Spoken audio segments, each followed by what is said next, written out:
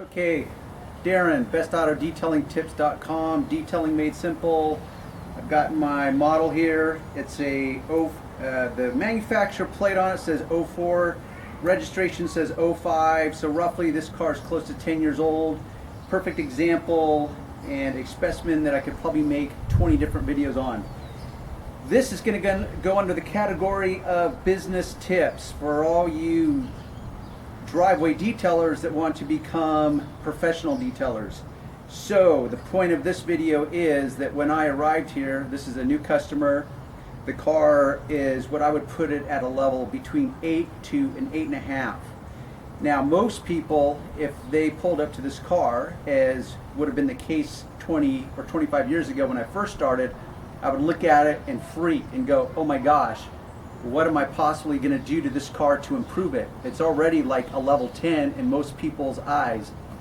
But that's where experience, using the right products and the right techniques, can allow you to take it from a level 8, 8.5 to a level 10, where most people recognize it as being a clean car.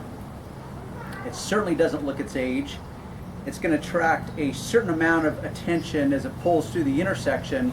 But how do we get it to really pop, to really bring it to that level 10? So that's where I remember back in the day when I first started that I would pull up to these cars that were just, like I said, in most people's opinion, already just detailed. It's kind of like, hey, what are you going to do? Well, that's what I'm going to show you is just various points. And let's go in for a closer look. So how do we get a car to pop? Because this car,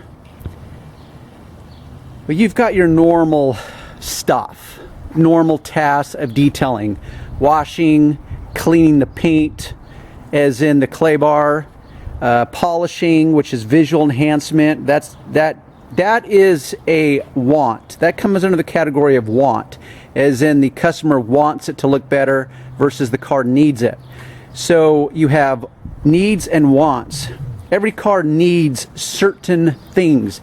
It needs to be washed regularly, needs to be use the clay bar on it or detailing clay to remove impurities, air pollutants that stick to the paint.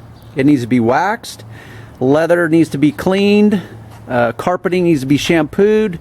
Those are all needs. Then you have wants. For example, I want the inside of the wheels to be cleaned to perfection.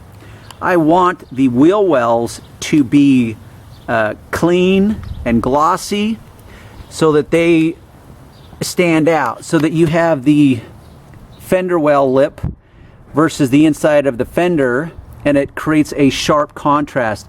You know this has been detailed because it's so glossy and shiny now.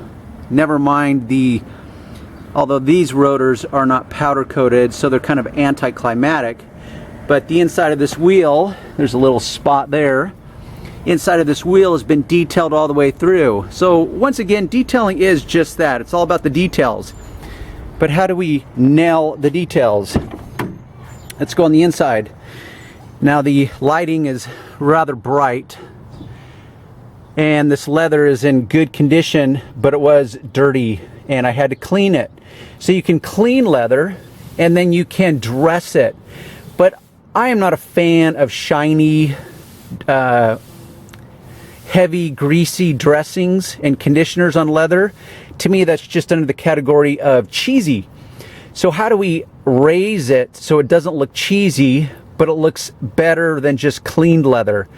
And black leather can be difficult because after you clean it, it will create an uneven finish to it.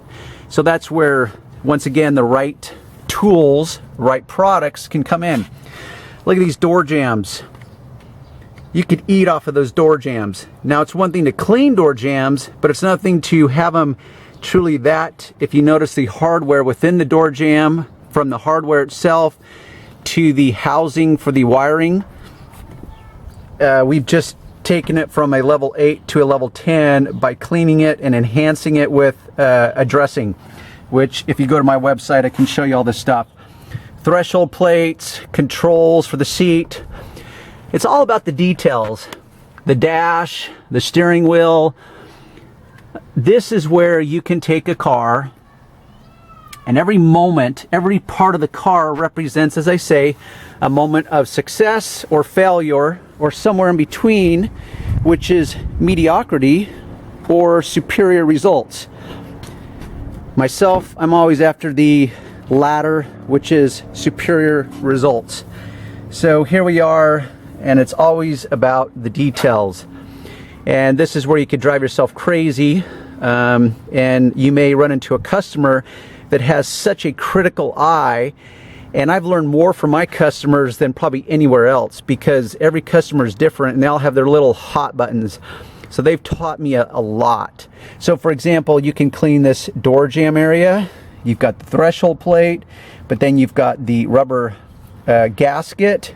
Then you've got the plastic material here.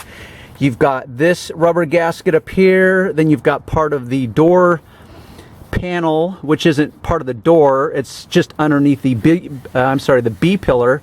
So one thing leads to the next, and you could drive yourself crazy, or you could look at it as a challenge. It's like, okay, how do I, and this is where that trained eye comes in. You really have to train your eye, because you can't just clean the obvious. If you clean the obvious, eventually you're going to get that customer that's going to have a more sophisticated and discerning eye than yourself, and he's going to come out and there's going to be that awkward moment of disappointment. Not a good thing. So anyhow, to wrap this up, it's all about the details. How do you take a car from a level 8 and bring it up to a level 10? Now when this car rolls through the intersection, you'd have to be blind in order to not want to rubberneck it. And it's just going to catch your eye, because it's just that stunningly beautiful and perfect. Now I'm trying to get out of the shadow so as to not disrupt the picture. Okay folks, till next time.